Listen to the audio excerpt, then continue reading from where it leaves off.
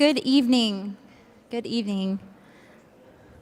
Good evening, respected brothers and sisters in faith. Salaam alaikum. May the peace of God be upon all of you. Ramadan Kareem. My name is Fatima Alidina, and I am honored to be your MC tonight. On behalf of the Masjid Al Hayy outreach team and management, I would like to welcome everyone who has graced us with your attendance tonight to our 2022 annual Interfaith Iftar. I'd like to recognize a few distinguished partners who are here with us this evening. Please kindly stand as you hear your names. Matt Morgan, Commissioner Jay Zembauer, Dr. Tina Calderon, Amy Pennick, Sheriff Dennis Lima, Commissioner Andrea Herr, Pam Gould, and all elected officials. Please stand.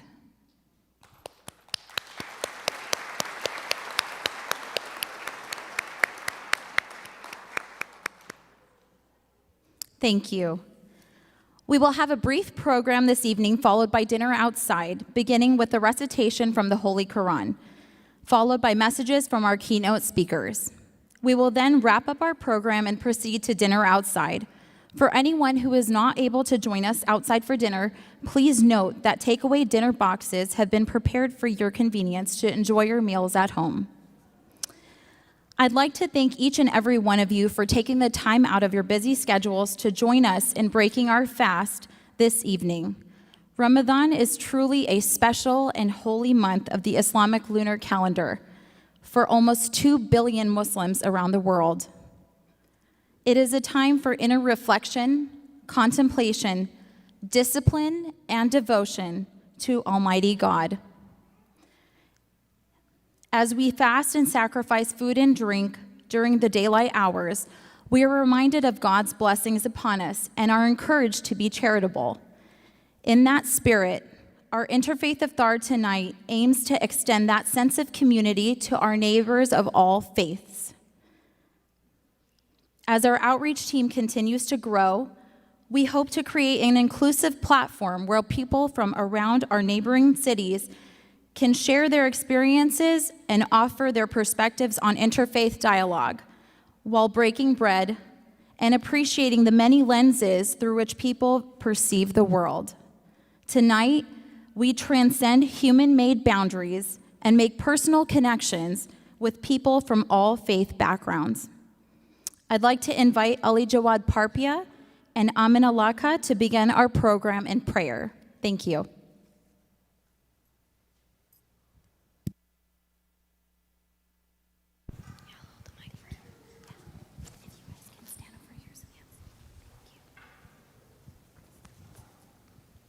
أعوذ بالله من الشيطان الرجيم بسم الله الرحمن الرحيم الرحمن علم القرآن خلق الإنسان علمه البيان الشمس والقمر بحسبان والنجم والشجر يسجدان والسماء رفعها ووضع الميزان ألا تطغوا في الميزان وأقيموا الوزن بالقسط ولا تخسروا الميزان والأرض وضعها للأنام فيها فاكهة والنخل ذات الأكمام والحب ذو العصف والريحان فبأي آلاء ربكما تكذبان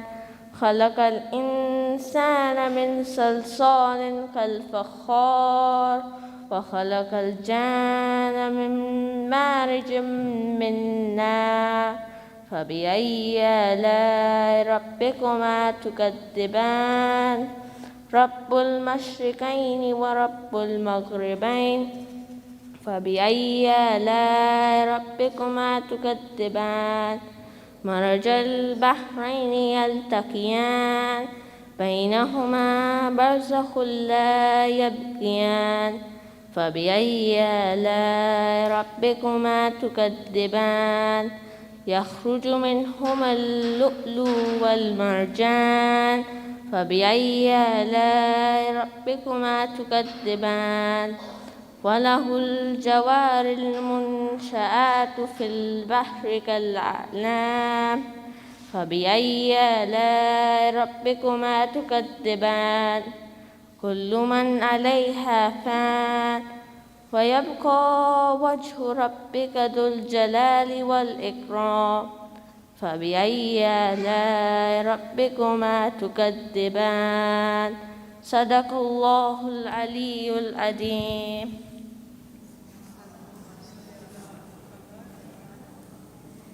In the name of God, the most gracious, the most merciful. The All-Beneficent has taught the Quran. He created man and taught him articulate speech. The sun and the moon are disposed calculatedly, and the herb and the tree prostrate to God. He raised the heaven high and set up the balance, declaring, "Do not infringe the balance. Maintain the weights with justice, and do not shorten the balance." And the earth, he laid it out for mankind. In it are fruits and date palms with sheaths, grain with husk, and fragrant herbs. So which of your Lord's bounties will you both deny? He created man out of dry clay like the potters, and created the jinn out of a flame of fire. So which of your Lord's bounties will you both deny? Lord of the two easts and Lord of the two wests. So which of your Lord's bounties will you both deny? He merged the two seas, meeting each other. There was a barrier between them, which they do not overstep. So which of your Lord's bounties will you both deny? From them emerge the pearl and the coral. So which of your Lord's bounties will you both deny? His are the sailing ships on the sea, appearing like landmarks. So which of your Lord's bounties will you both deny? Everyone on it is ephemeral, yet lasting is the majestic and munificent face of your Lord. So which of your Lord's bounties will you both deny? صدق الله العلي العظيم.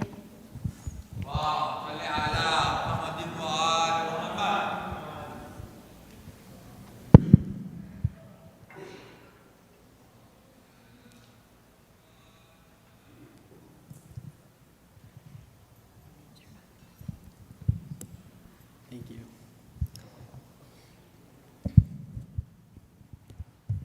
My name is Suraj Virji, and it's great to see you all here today. We at Masjid Al Hayy are proud to have the opportunity to share our place of worship, and we're grateful all of you came to see it. Now, I have the honor of introducing a couple of our speakers tonight. The first we're going to get to hear from is Tim Cook, the Chief Executive Officer at Advent Health Altamont in the Seminole County Market. Mr. Cook worked as a pastor in California and spent 8 years as the executive director of a local United Way in Bryan County over in Michigan. He holds a Bachelor of Arts degree in theology and pastoral ministry from Pacific Union College in Angwin, California, and a Master of Arts degree in religion from Andrews University back in Bryan Springs. Mr. Cook now lives in Longwood, having extensive experience in the healthcare industry with a 25-year tenure at Advent Health, where he has held numerous executive positions. And he is now here to speak to us today. So with no further ado, please welcome Tim Cook.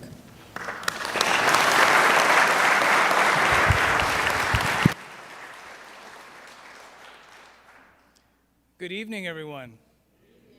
It's great to be here. This is a beautiful facility. It's beautiful to see all your faces, and it is an absolute honor to fellowship with you tonight. I was telling several folks that I, for many years, went to church over on Ronald Reagan Road back years ago when the shell of this beautiful facility started going up.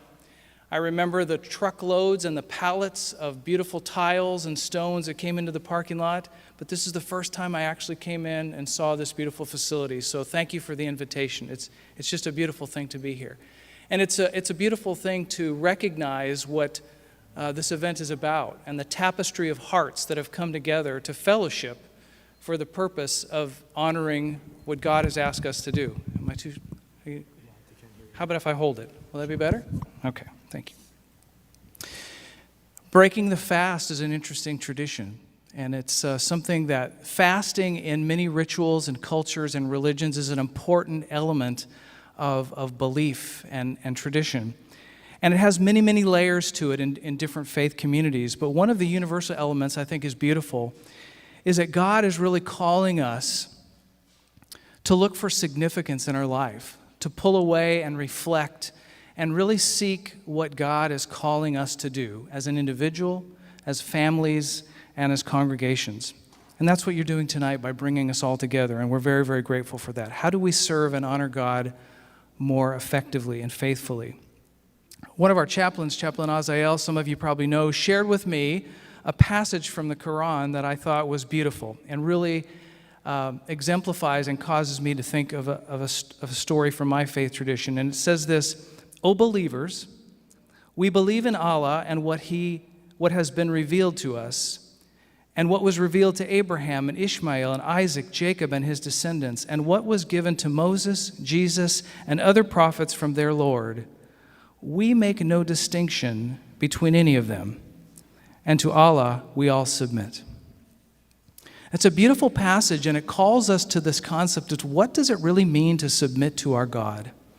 What is the ultimate true expression? And it reminded me of a story that was a favorite of mine growing up in the faith tradition of Christianity. Some of you are probably very familiar with it. It's called the Good Samaritan. Some of you know that story very well. It's the story of a man who travels from Jericho to Jerusalem, and on the way, he finds himself confronted by robbers. And these robbers don't just take his possessions, but they beat him badly, they take his clothes, and he's left there, humiliated, beaten, bloodied by the side of the road. It's not clear how conscious or unconscious it is. But the story goes on to say that a religious man was not too far behind and began to come upon the gentleman who was laying in the road.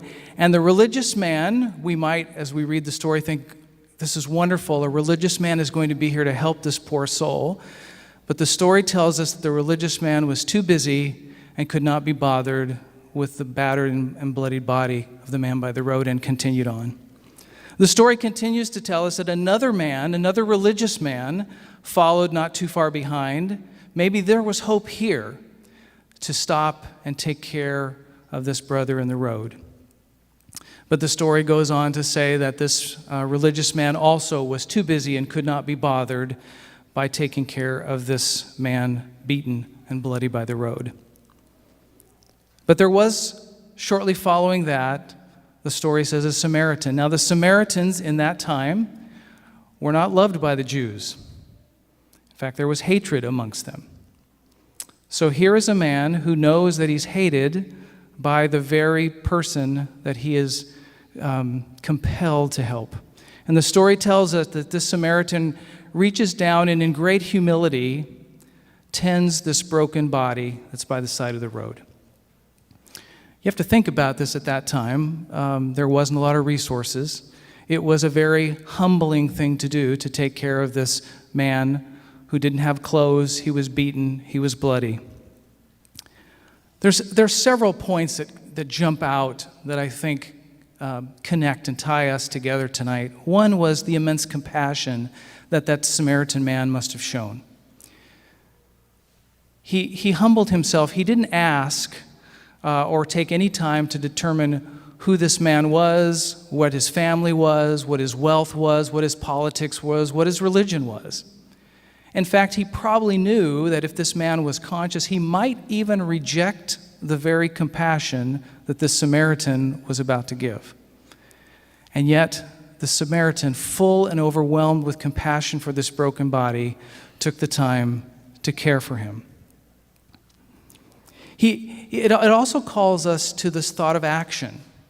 He didn't go for help right then and come back. He took action upon himself, and the resources he had and the time he had and the knowledge he had, he put to work. And he realized that God had put him in that place for a moment to take action to help and relieve this. And then he realized that he did need to bring other people into this situation. So the story tells us he gathered up the man and he took him to a town and he took him to an innkeeper. So he realized in his humility that he was not able to fully care for this man, so he had to take this man to another place to get another level of care and support for him. We're in a community where we have lots of diversity. We live in a world that hatred is alive and well. And a story like this, and a festival and a celebration like this reminds us that God has called us to action and humility, to love one another, to have compassion on one another, regardless of our faith origins, our ethnic origins, where we grew up. Regardless of all that, we are sons and daughters of God, and God calls us to care for one another. Now, every time I read a story or see a movie, and I don't know about you, but I always find myself identifying with a character. If I watch a heroic tale, I tend to think of myself as the hero in the movie. It's interesting in this story, when I read it, especially as a boy, I read it as I was the Good Samaritan. I was that compassionate individual who reached down and humbly took care of, because that was what God called me to do. But not too long ago, I heard someone talk about this story, and it challenged my thinking, and I want to leave you with this thought tonight. What if we turn the tables on the story just a minute, and we visualize ourselves not as the Good Samaritan, but what if we visualize ourselves as the innkeeper, the person who was running the inn that the Samaritan brought this broken body to? Think about the message and how that shifts a little bit. And the Samaritan now is represented by God. God finds the broken bodies. God's compassion spills out upon the broken bodies. But then God, in his infinite wisdom and his recognition of us being brothers and sisters, brings the broken body to you and to me as the innkeeper. And God says to us, innkeeper, I'm asking you to take care of this brother. It's amazing to think that God uses broken people to take care of broken people. And so as we celebrate and as we enjoy this festivity tonight, as we draw our reflections to what God has called us to do, I'd like to leave you with that maybe God is calling us to be the innkeepers in our community, the place where he brings his children, and he asks us, do what you can for them, and don't worry about the bill. This is very appropriate for hospitals. Don't worry about the bill, because I, the God of all of you, have got this covered. But I'm asking you to take care of that dear brother. God bless you all, and thank you for the opportunity to be with you tonight.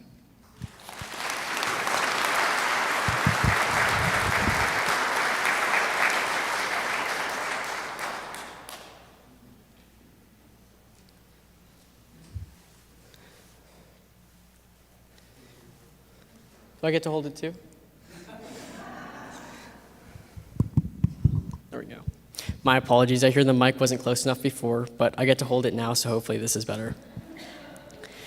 Now, many of us here today have had the opportunity to hear our second speaker before, but I'm excited for the rest of you who haven't.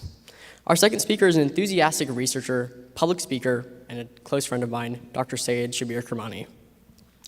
Having completed his bachelor's degree in economics, mathematics, and computer science in 2012, his master's in engineering in 2015, and his PhD in 2021, Dr. Shabir Kermani has been an active speaker in multiple conferences and seminars in the US, Canada, and the UK.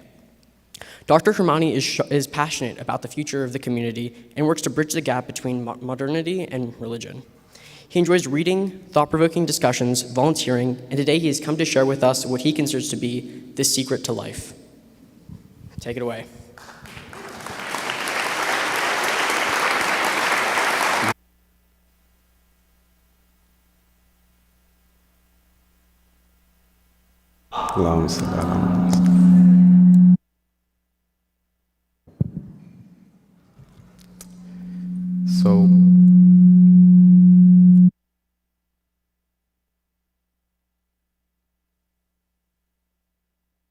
You can finish UCF.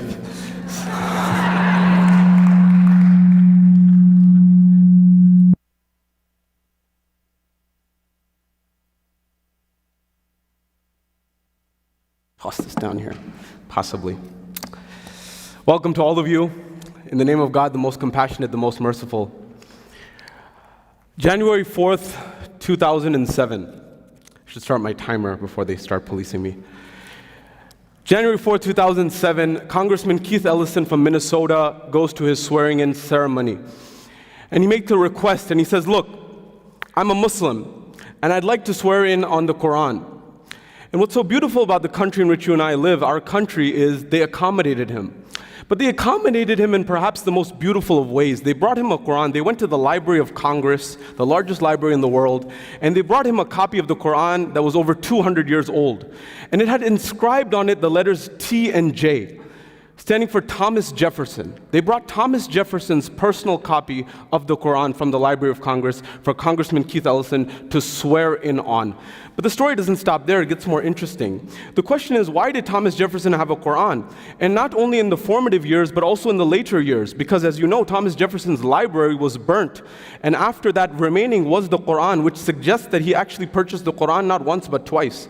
They say the first time he had the Quran was when he was an early law student, a young law student. He got the Quran to try to understand the law. At the next level, he actually purchased the Quran perhaps once again in order to actually write the Constitution of the United States of America, to try to see where divine and worldly wisdom can actually lead an individual. But in her book, Dr. Denise Spellberg, in her book Thomas Jefferson's Quran, she highlights an interesting contrast here. That she says that Thomas Jefferson, as well as the founding fathers, such as George Washington, came forward and they were looking at Muslims at that time as theoretical constructs. Individuals who are not yet on our shores, but perhaps in the future, at some point in the time, they would eventually be in America. And so it was much like in the early days in America at that time, roughly the estimates say there were about 20,000 Catholics in the early stages of America. There were roughly 2,000 Jews, and it was not known necessarily to the founding fathers that they necessarily had Muslims on their shores. They were talking about people theoretically who eventually may come to the United States. But Dr. Denise Spellberg, who's at the University of Texas at Austin, she says that it's very possible, if not probable, that Thomas Jefferson actually was unaware that there were Muslims on the shore of America at that time. In fact, he may have owned them as slaves.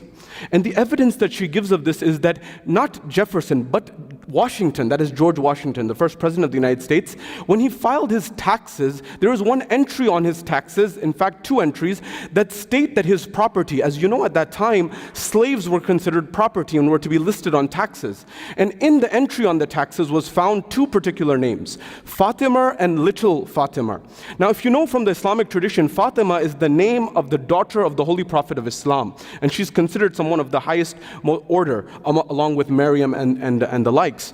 At that point in time, what Denise Spellberg comes forward and says is that he perhaps was working for a model that was mental, that was intellectual, that was of the mind, but perhaps he did not recognize, perhaps, that Muslims were actually living amongst the early founding fathers of America.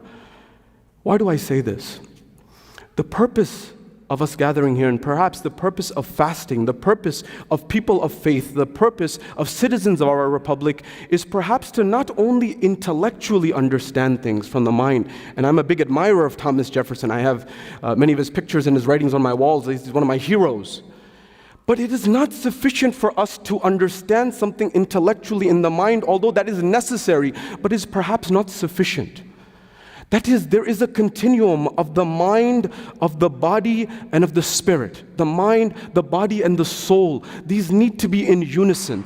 This is perhaps why the great religions of the world, whether it be the likes of Hinduism or Christianity in the Catholic tradition, or for example Islam or Judaism on Yom Kippur and other dates, that they come forward and fast. It's not only to just fast to stay away from food and drink. It's not that only. That's a very limited understanding of what it's about. It's to actually connect the mind with the body, with the spirit. That when I feel to try to make myself better, but at the same time, I'm also trying to feel the empathy of what it's like not to have a meal at the end of the day. That is, I and you may have that luxury, but until I live it, I cannot really empathize. The Bible, you'll find in Exodus, gives the example and says, how does it describe God? And I want you to understand this in relation to the Bible as well as in the Quran. In Exodus, we find that the term in the Hebrew Bible is used, rahim, meaning compassionate. The first term that's used to describe God is the compassionate. Every single chapter of the Quran, 114 chapters, with the exception of one, 113 of those 114 begin with Bismillahir Rahmanir Rahim. That is, in the name of God, the most compassionate, the most merciful. Why? Why in these faiths was God described as compassionate? And what does it tell for you and I? Do we embody the compassion of God in our lives or not? It's a moment for you and I to reflect. Fasting is not just about staying away from food and drink. It's about feeling the pain of those who may be suffering, to feel that compassion. What's interesting is Hebrew as well as Arabic are Semitic languages that have their same roots. And what's interesting is the Hebrew word and the Arabic word Rahman are very similar in that regard. In fact, you will find whether it's in Hebrew or whether it's in Arabic, the term for the womb where the child is carried by the mother is Rahim. It derives from the same compassion of God's compassion. A moment for you and I to reflect. I'll try to make this more substantive for a moment. A few years ago, I had the opportunity to be in London. And in London, I went to the great Westminster Abbey. And when I went to Westminster Abbey, I'm standing there in the pages of history, if you will, that was established in 1245, this place where the ruling elite of the British or for example, coronated, and many of them are buried. But I wanted to share with you what the Reverend said there at that point in time. And he shared a passage where Jesus, peace be upon him, he cures the leper. That is, leprosy has been this disease that has existed throughout history where the skin gets affected, where the person gets affected, and typically and historically, the leper were relegated outside of society. But Jesus didn't say it was sufficient to just talk about serving people. It was not sufficient to just care about the lepers. No, he lived amongst them. A leper, he looks forward and he speaks out to Jesus and he says, if you can purify me, purify me. And Jesus was not only willing, but he was able to. And he cured him of his leprosy. One principle that we get, the mind and the body and the spirit must be connected. It's not enough for me to say that I care about people who have less than. I have to live it. I have to be it. When we come to the Quran, the same individual who followed in the line of Jesus, peace be upon him, is the Prophet Muhammad. This individual came forward, and not my words, the word of the Emir Stein Institute, that came forward and said the first documented anti-racist in history is the Prophet Muhammad. They argued that they said, look, other people in history, they said, we're not going to be racist ourselves, we're not going to be discriminatory ourselves, but he was the first person who said, it's not enough for you to just say that you won't be. You need to make a conscious effort to make sure that everyone is equal. That's why H.G. Wells, the author of War of the Worlds and many other books that Hollywood has made into movies, came forward and he said when he wrote his history of the world, he went through the entire history of humanity and he summarized it for us. And he says that we say that the slogans of the French Republic that emerged, the mottos, liberty, equality, fraternity, liberty, equality, fraternity, they came in the 8th century. You know, if you don't understand the French Revolution, you don't understand why we do much of democracy in America the way we do. That is, when we say that the right is saying or the left is saying, that comes directly from the French Revolution. That is, the president was in the middle, and on the right you had the loyalists to the king, and on the left you had the loyalists to the republic. And we still use that terminology. And the slogans of the French Republic were liberty, equality, fraternity, liberty, equality, and fraternity. But H.G. Wells says that when we say liberty, equality, fraternity, that is brotherhood, emerged, or sisterhood, emerged in the 18th century, we do an injustice to history of humanity. He says that if you want to see liberty, equality, fraternity, you have to go to Arabia in the 6th century, and you have to see what Muhammad did at that point in time. Because he is the one who first brought to our world in a documented fashion this. What did he do? There's a moment in time he's given a sermon, Muhammad's giving a sermon, and there's the person who is white and black, the rich and poor, they are all sitting next to one another, and there's a man who's sitting in front of him who is of the poor class. And a wealthy man comes and he is wearing his garbs and his robes that are very luxurious. And when he comes to sit down, the wealthy man, the rich man takes his clothes and his garbs and he swings it away as if to try to protect himself. And Muhammad stops his sermon and he looks at the rich man and he says, why did you do that? Did you think that his poverty would come onto you and attach onto you? Did you not realize that this was a creation of God? Did you not realize this was your own neighbor? Did you not realize this was one of your own? A moment for you and I to reflect. We are one common body. We are one community of God Almighty. I see our friends from the different backgrounds, from different communities. This is something, compassion of God is held by every major religion on this planet. If you go to our Sikh friends, they have this concept of daya, and this idea of compassion for others. They do this concept of langar, that they feed people indiscriminately, regardless of caste, color, and creed. Because that's a right that they understand that's sacred, that people are supposed to be fed. It doesn't matter your caste, color, creed. No questions asked. We can learn from these beautiful elements of society. Another moment that I want to share with you is often the challenges that we face in society. Ramadan is a moment for us to reflect, the month of Ramadan, on these concepts. Many of the issues and challenges that we face in our world are symptoms of another cause. We see the symptoms. We see injustice, social injustice, racial injustice, other injustice, but we don't address the root cause that may be there. Allow me to explain. 1897, Dr. Emile Durkheim, he writes his book called Le Suicide. He was a professor at the Sorbonne in France, that is the University of Paris. And he realized something very interesting that was going on in the world at the time. He was living in Paris at the turn of the Industrial Revolution. So Europe was going from agrarian to industrial. It was going from a farming-based culture and society and economy to a more industrial economy. And although that brings tremendous benefits, he noticed something stark that is a moment of reflection for you and I. What did he notice? He noticed, looking at in Europe of that time, he noticed in Italy, in England, and in Holland, or the Netherlands. He noticed at that time, Italy was the most agrarian, the most farming economy.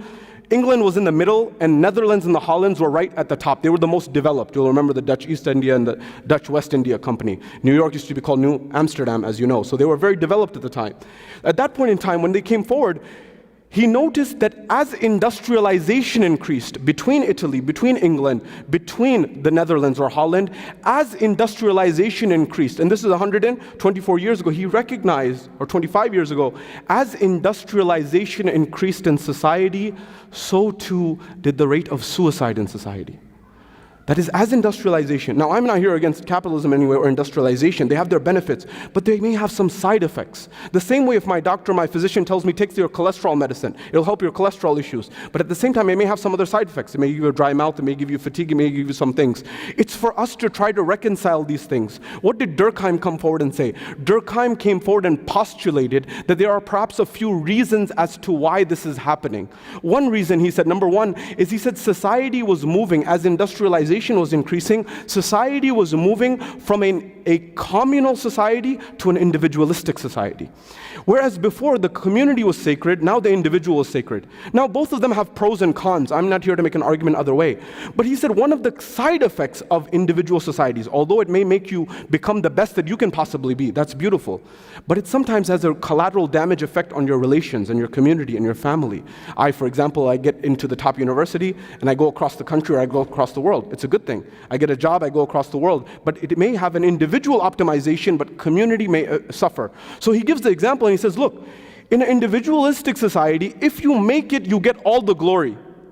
But if you don't become Bill Gates or Warren Buffett or X, Y, and Z, Warren Buffett himself says, I won the ovarian lottery. His words, not my words. He says, I worked hard, I did a lot of things, but I was very lucky to live in America. I was very lucky to live a long life. I was very lucky to have the mentors and the teachers that I did. There's a lot of people who worked really, really hard, and they didn't have the access that I had. So he said, I should not be delusional about my success. So what he says, what Durkheim says is, if you make it in an individualistic society, you get all the praise and the glory.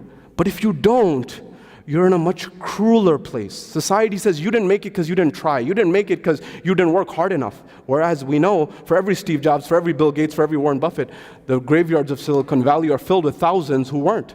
Not because they didn't try, because there was circumstance at play. There was perhaps luck at play. There were other factors at play, the first element. The second element that he says is that may cause societies to get very unhappy in the modern world is excessive hope. Now, hope is a beautiful thing. Hope is very important. Don't get me wrong here at all. But excessive hope, there may even be a limit by which, after which, it may be a problem. I'll give you an example. I've been to Paris. Many of you have been there as well. So there's a phenomenon called Paris syndrome. It's well documented. What is Paris syndrome? When tourists come to Paris, they have this dream of seeing the Eiffel Tower. And when they go there, especially Japanese tourists experience this a lot, amongst others. But they have this dream that they leave Tokyo, they land in Paris, they go and get their stuff ready, and they're going to go see the Eiffel Tower. They're going to come out of the escalator from the subway, and they're going to see this amazing building. It's going to be a euphoric moment. And when they go there, they land in Paris, they get there, they see the Eiffel Tower, they close their eyes, open their eyes, see the Eiffel Tower, and they fall into a severe depression. They say, hold on. I thought this was going to be amazing, but it's just a tower. We have like 50 of these in Tokyo. What's the big deal?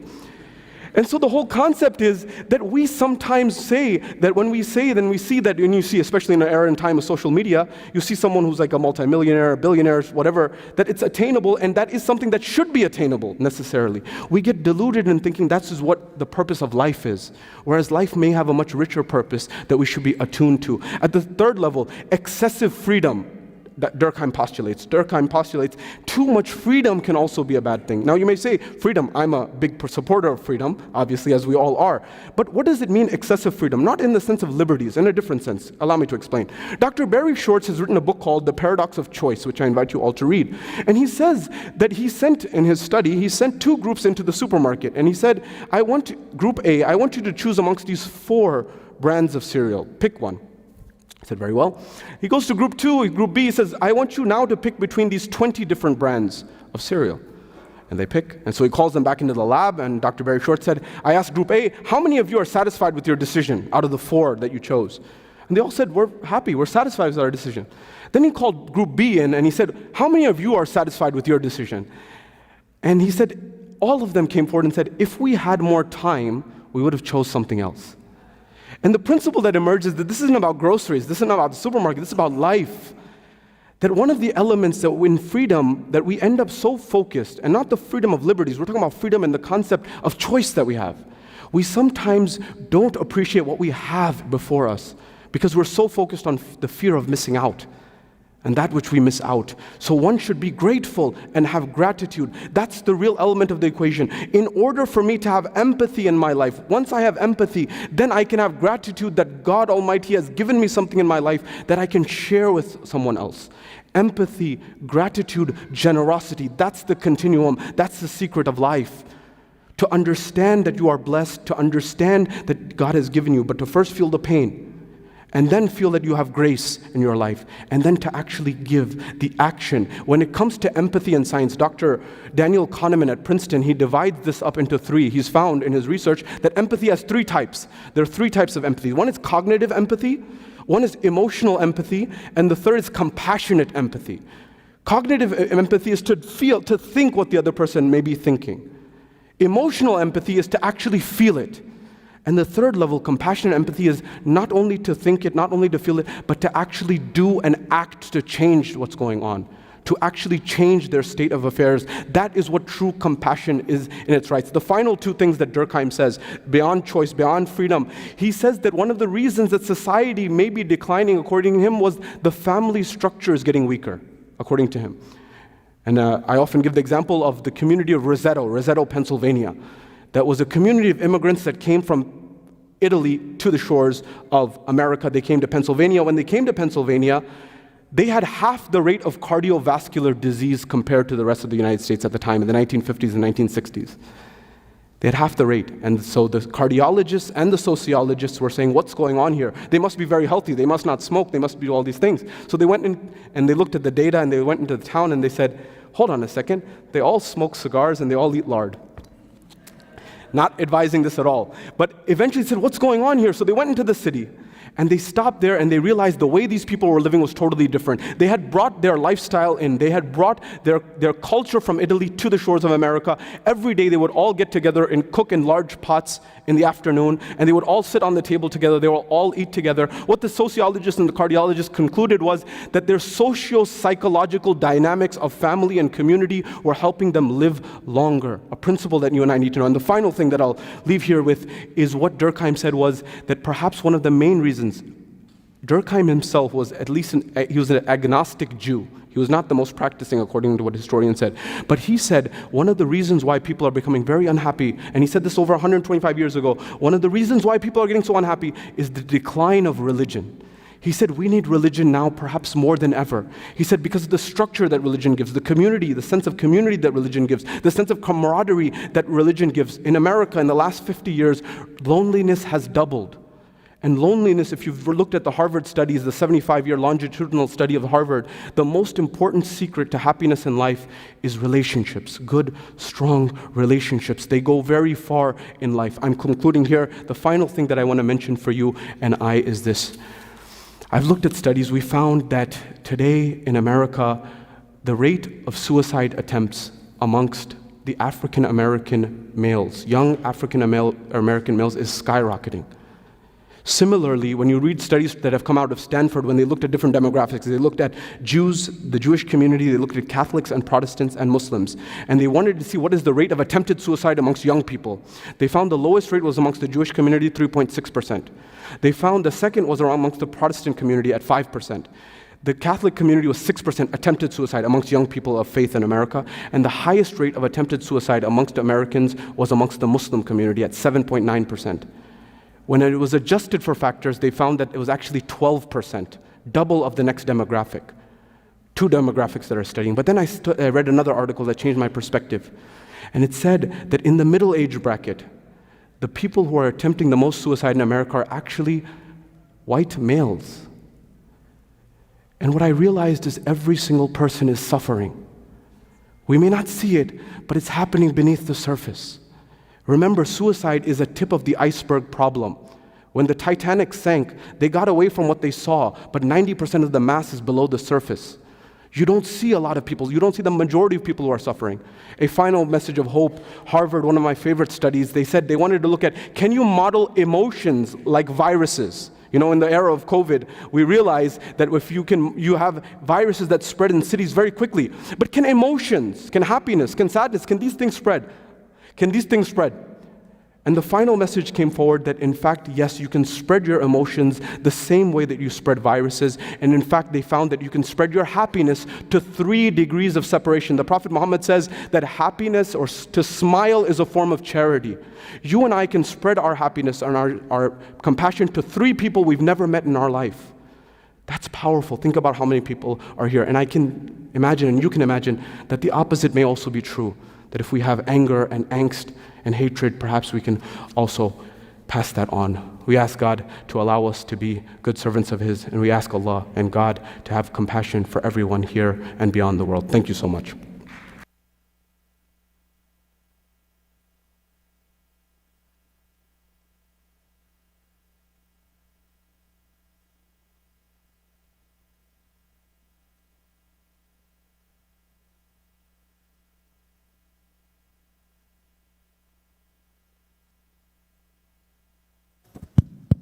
Thank you so much.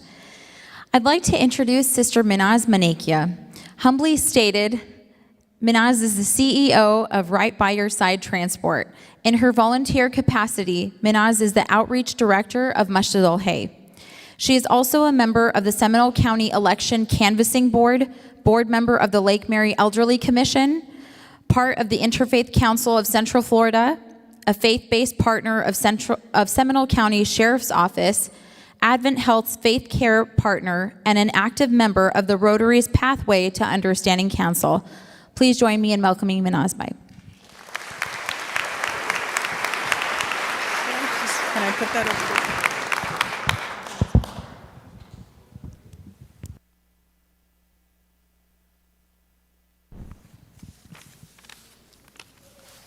It's a tough act to follow after Sayed Shabir and Tim Cook's speech, so I'm an amateur.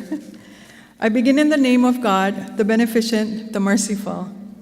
Distinguished guests, friends, and neighbors, I begin with our traditional greeting of Salaam Alaikum, or peace be upon you. We're so honored to have you here this evening at our annual Interfaith Iftar. Imam Ali said, a person is your brethren in faith or your equal in humanity. Every time I read this saying, it gives me a new perspective on how we can serve our community within this mosque and beyond. After serving in various capacities with my own community, I always wondered how we could come together and serve humanity at large.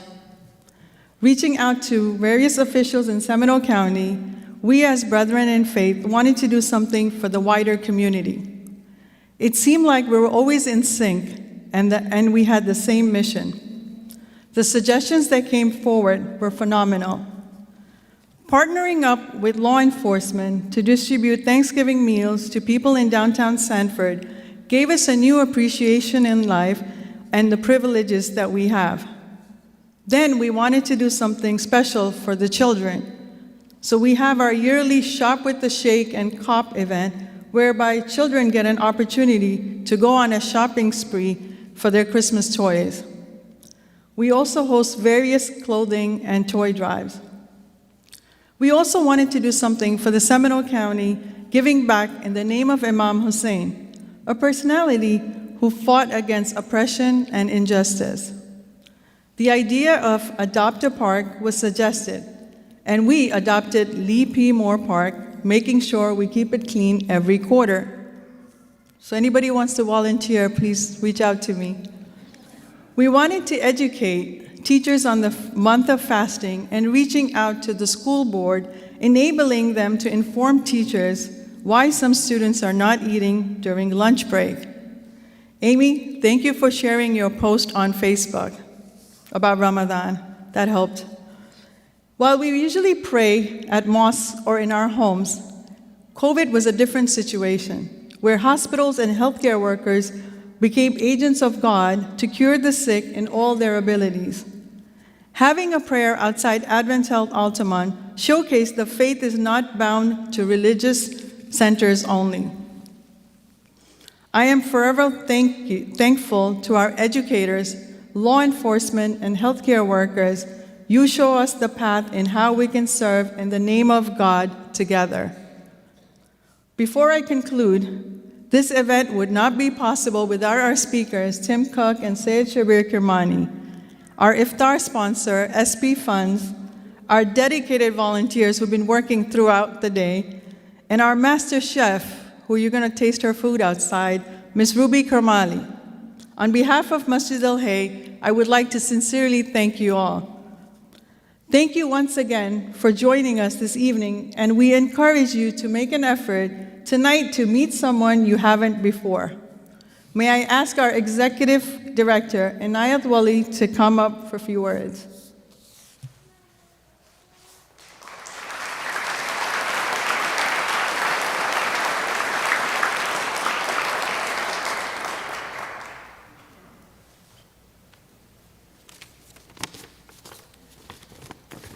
Thank you, Sister Minaz, for the warm welcome and for those words.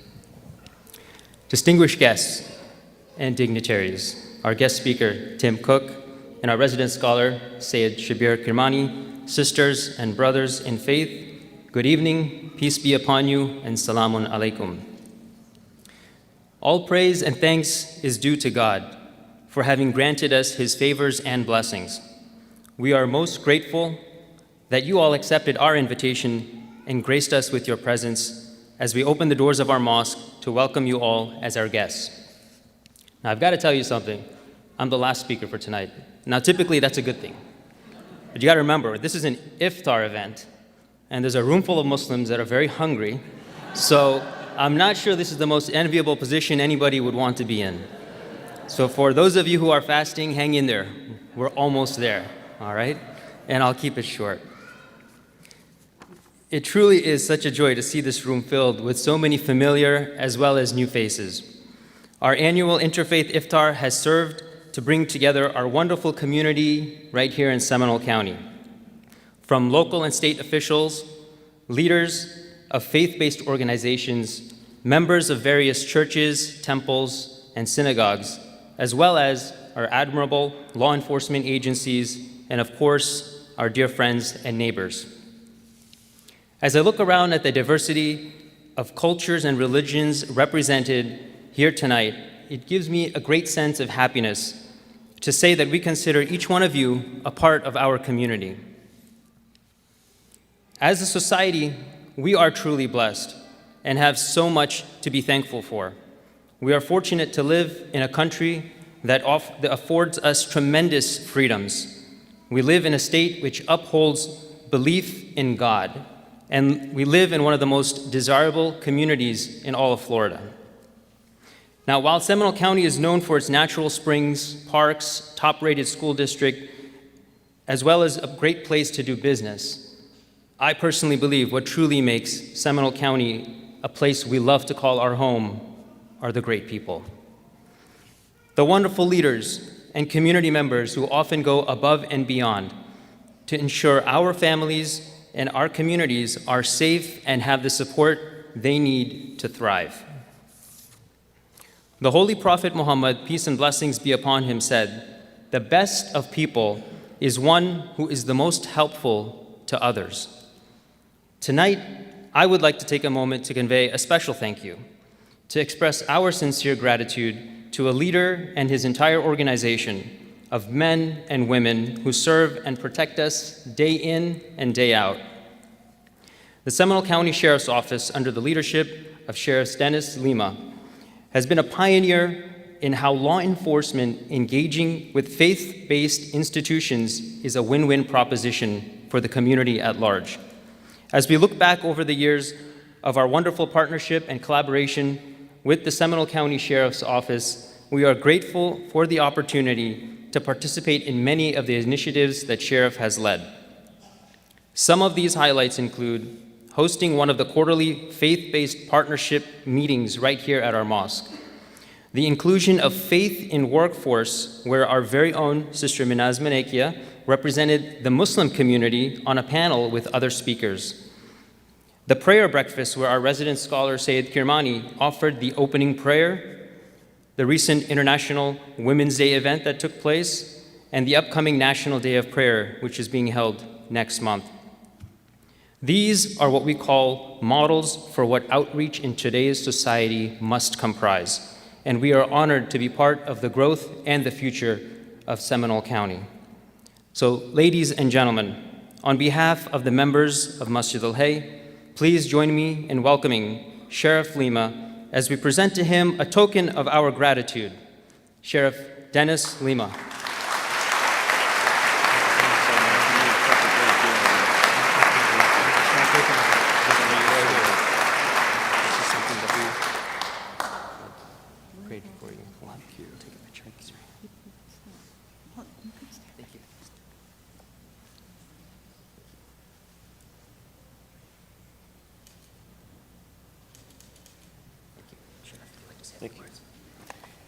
Thank you.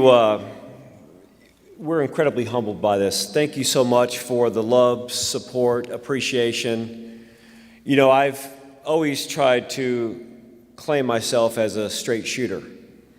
And it's nearly 5 years ago or so that I stood at this exact location, myself and County Commissioner Chairman John Horan, and gave opening remarks. Tina was there, a handful of others were here. And quite frankly, I did not know what to expect. I had never been in a mosque. As a Christian Catholic, I didn't know what was going on at many of the Protestant churches. But I was met with warmth and compassion and understanding and appreciation. And I have built some of the greatest friendships and relationships with people in this room that I am incredibly grateful for. The men and women of the Seminole County Sheriff's Office has embraced this relationship, and sitting here, listening to the message of empathy and compassion and a love for God and an effort to make our world, which is incredibly divided right now, a better place is what we all believe in. I want to take a special moment to thank Nancy Acevedo for your leadership, your guidance, your mentorship, and all the work that you do for our community to pull all the faith groups together to have a real multi-denomination faith group effort. Because in the beginning, it was Catholics and Baptists and not much more than that. And now we have a real holistic, collaborative, welcoming relationship, not because you may need it, but because it's the right thing to do. So on behalf of all the men and women of the Seminole County Sheriff's Office, we are incredibly grateful and humbled and stand with you to continue to do great things for our community. God bless you, and thank you so much for always being warm and welcoming to all of us. Thank you.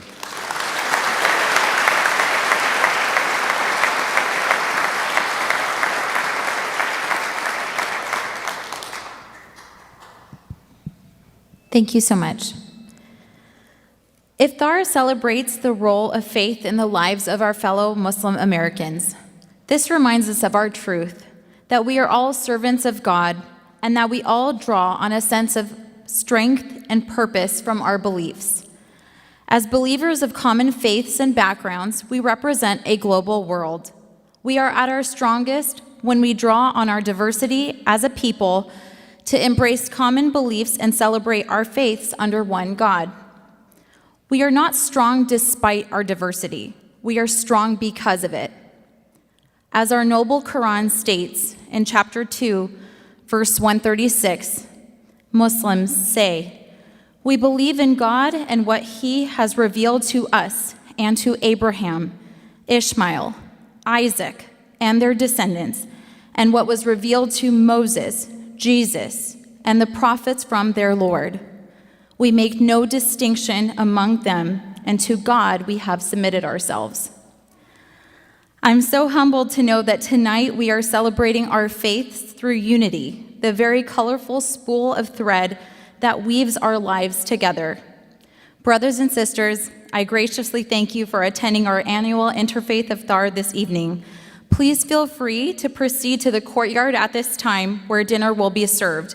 If you wish to observe prayer, please feel welcome to stay inside where the Maghrib prayer will be held. Thank you all very much for attending. Have a great evening.